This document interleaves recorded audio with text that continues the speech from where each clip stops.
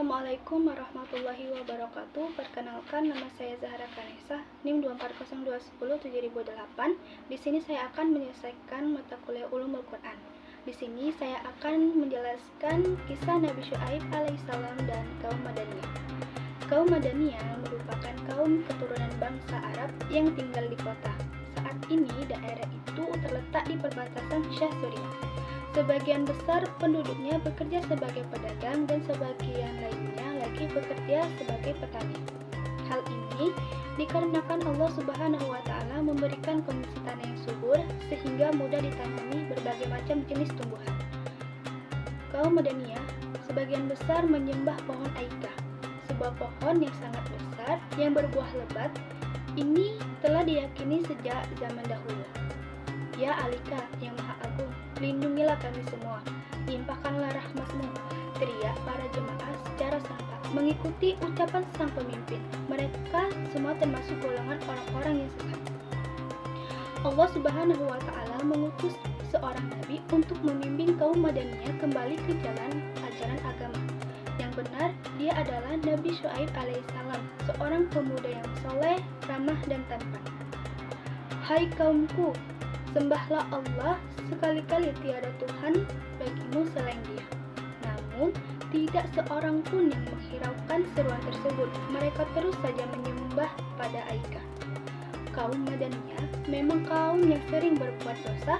Salah satunya kebiasaan buruk mereka adalah menipu. Setiap kali musim panen tiba, para pedagang kaya akan membelikan segala macam hasil tani dengan harga yang murah.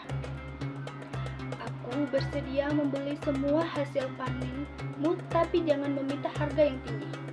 Tapi Tuan, lihatlah, semua buah dan sayur ini segar.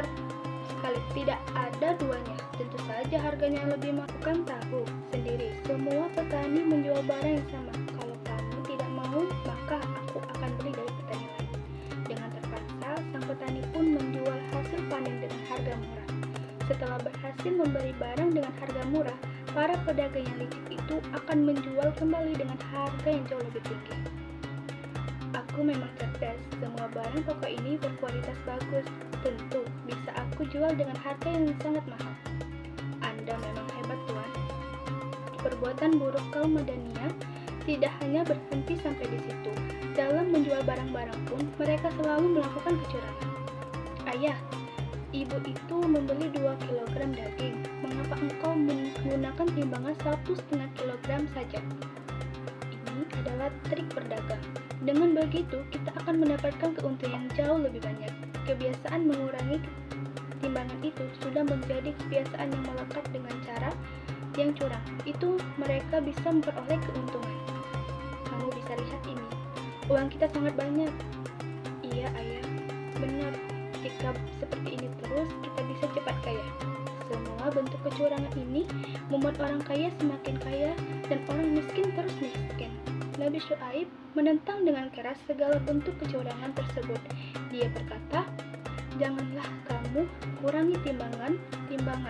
Sesungguhnya aku khawatir terhadapmu akan azab dari Allah. Kaum Madaniyah pun merasa tersinggung dan marah dengan teguran itu.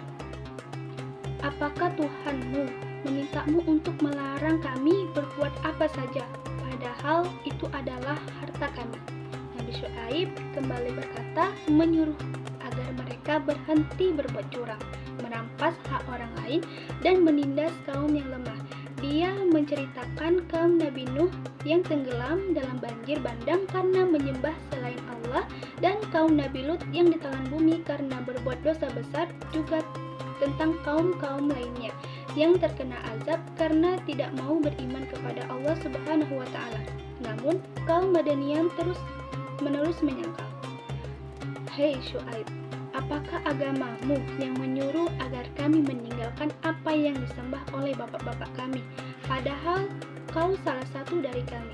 Tetapi, mengapa engkau selalu saja ingin mengatur dan membatasi kami?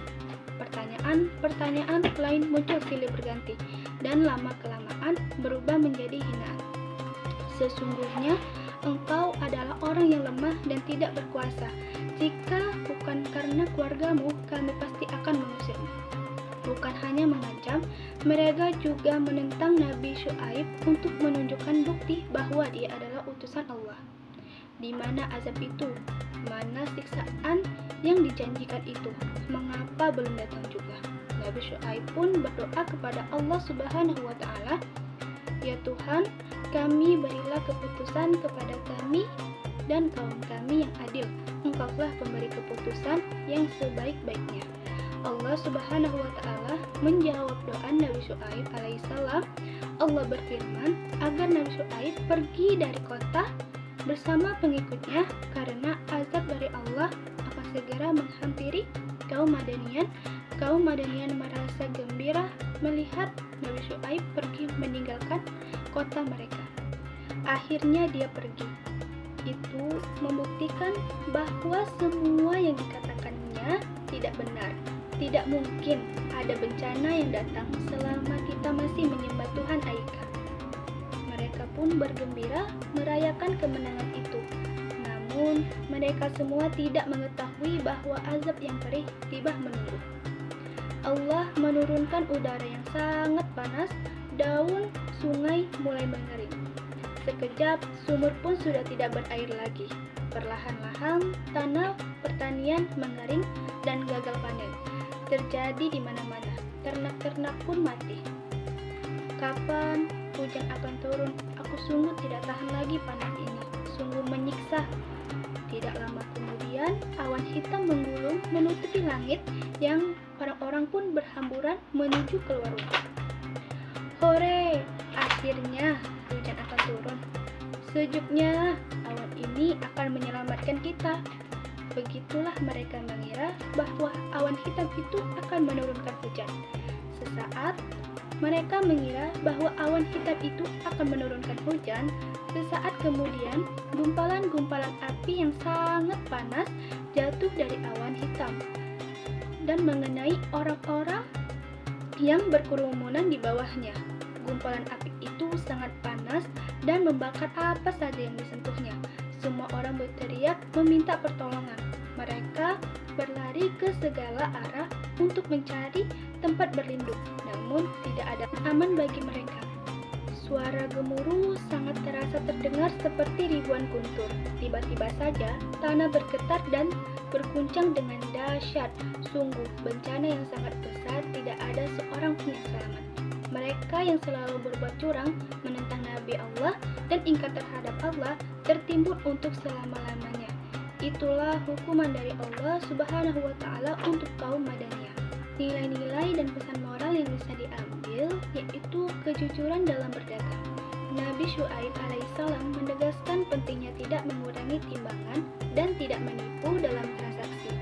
Yang kedua, keadilan. Beliau mengajarkan pentingnya keadilan dalam setiap aspek kehidupan, termasuk dalam berdagang dan berinteraksi dengan sesama. Sabar dalam dakwah.